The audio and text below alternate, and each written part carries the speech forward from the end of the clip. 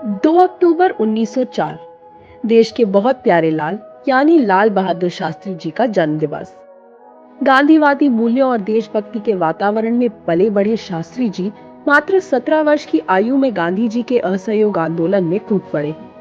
British हुकूमत के school से नाम कटाकर 1925 में काशी विद्यापीठ से ग्रेजुएशन करने वाले लाल बहादुर ने शास्त्री की उपाधि अपनी मेहनत से अर्जित की, जो आगे चलकर उनकी पहचान बन गई।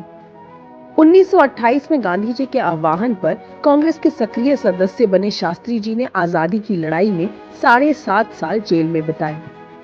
1942 में जब गांधी जी ने भारत छोड़ो आंदोलन की घोषणा की, तो हाल ही में जेल से बाहर आए शास्त्री जी का ठिकाना बना पंडित जवाहरलाल नेहरू का घर आनंद भवन। जब देश आजाद हो गया, तो शास्त्री जी यूपी के परिवहन मंत्री बने और महिला कंडक्टरों की नियुक्ति का क्रांतिकारी कदम उठाया। 1951 में शास्त्री जी को अखिल भारतीय कांग्रेस कमेटी का राष्ट्रीय महासचिव बनाया गया और 1952 में वो देश के रेल मंत्री बने, जिन्होंने आगे चलकर एक रेल दुर्घटना के चलते इस्तीफा देकर मानवता की मिसाल पेश की, जिसे नेहरू जी ने अस्वीकार कर दिया। 1959 में वाणिज्य मंत्री और 1961 में गृह मंत्री रहे शास्त्री के सामने 27 मई 1964 को पंडित जवाहरलाल नेहरू जी की मृत्यु के साथ ही चुनौती ने दस्तक दी।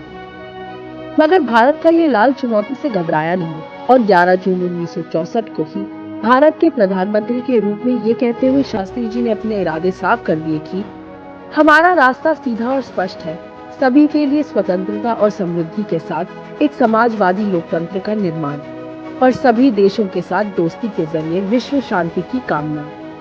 नेहरू जी की आर्थिक नीतियों को आगे बढ़ाते हुए शास्त्री जी ने श्वेत क्रांति के जरिए तो मानो भारतवर्ष में दूध की नदियां बहा दी।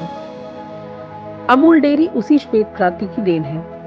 यही नहीं, जब खाद्यान्न संकट आया तो शास्त्री जी ने देश से सप्ताह में एक वक्त का भोजन त्यागने की अपील की और इसकी शुरुआत खुद से की। देश के कई कोनों में जनता ने इस शास्त्री व्रत का पालन किया।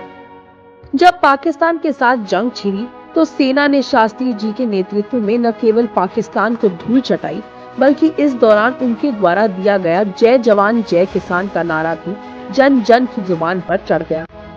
अगर तलवार की नोक पर या एटम बम के डर से कोई हमारे देश को झुकाना चाहे, दबाना चाहे, ये देश हमारा दबने वाला नहीं।